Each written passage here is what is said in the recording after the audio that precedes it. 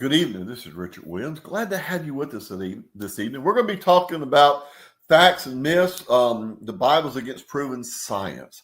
But first, like, share, comment, and subscribe.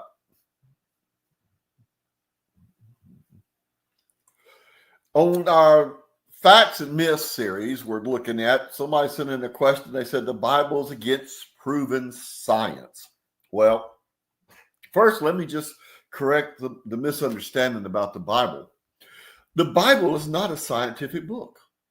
The Bible is a divine revelation of God revealing himself to fallen man and his plan of redemption. You look at Genesis chapter 1, it says, in the beginning, God created the heavens and the earth. The earth was without form and void. Darkness covered the face of the earth. The Spirit of God moved upon the waters.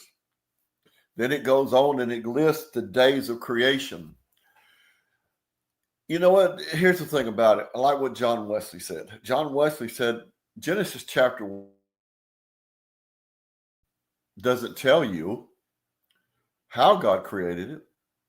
It tells you the author of creation. And when you get that point down, then you understand something. The Bible isn't here to tell you exactly how God created it, because one, I don't honestly think our little finite mind would understand it. And two, I think it's just, like I said, God did it. That's big enough, and that's all we really need to know. But when you look at science, let's back up and look at science and think about the inventions that we have. Do you know most of your major inventions that have really had an impact on our lives were brought about by Christians, people who believed the Bible, who believed in God? They didn't see any conflict with the Bible and science. It was that knowledge of God and of the Bible that drove them to investigate, to experiment. I always heard, they say that to have an experiment, you have to have something that basically you could reproduce something in a lab. Try reproducing creation in the lab. Can't do it. God did it. How he did it, I don't know. Now, and I know there's people out there, and there's a lot of arguments about creation, so I hit a few of them. Some people say it's a literal 6-day week, and that basically the world's only 6,000 years old, and carbon dating and all that contradicts that. Let's face it. Let me just give you a little theory here, okay? There's a theory between Genesis 1 and Genesis 2. It's called a gap theory. Basically, what they're saying in that is that Genesis 1 is a recreation, a redoing it. After the fall of Satan, basically there was destruction on earth and that, and God came in and recreated it. There are it's theories, and nobody, people get verses out of the Bible and try to prove it, but nobody can prove it. Eternity will prove it. When you get to heaven, ask God, and God will tell you all about it. And like one theory is that a day with the Lord is 1,000 years, and 1,000 years is one day. That basically each creation day was 1,000 years. That's possible. I mean, I'm not going to say it's not.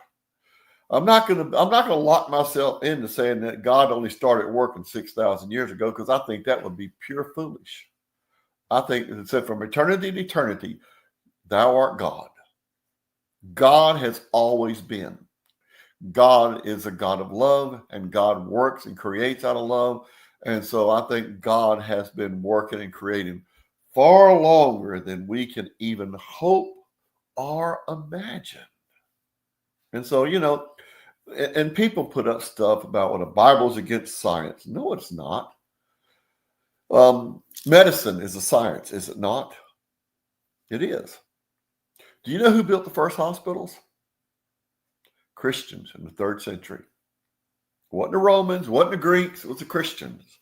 The Christians built the first hospitals because Jesus cared for the sick. He healed the lepers and all that. And so they took it as their responsibility to care for the sick. And so it was the Christians that developed medicine. God's people were not against science. They were developing it. Now, I know after the fall of Rome, after the barbarians burned all the libraries and that, we went through what they call the Dark Ages, or as some say now, the Middle Ages.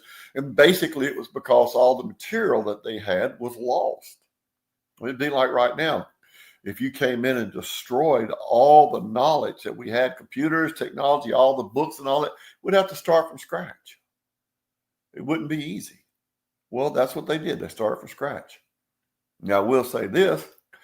The reason they got as far along as they did, as fast as they did, is because a lot of the Irish monks who had a lot of the old writings from a lot of the Greek scholars and that, they brought those to them. Matter of fact, some of the first universities in Europe were started by Irish monks.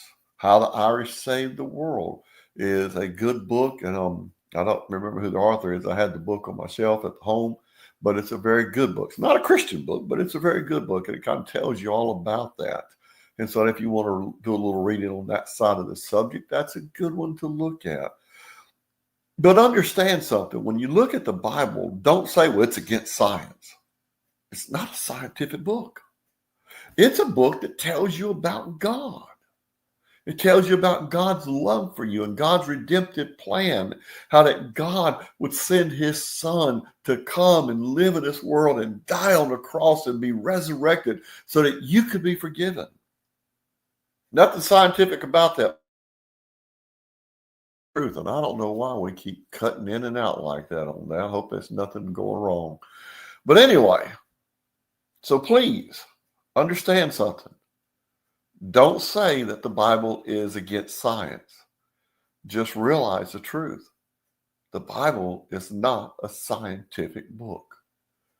So please, this is Richard Williams saying, you have a blessed evening and may God bless you.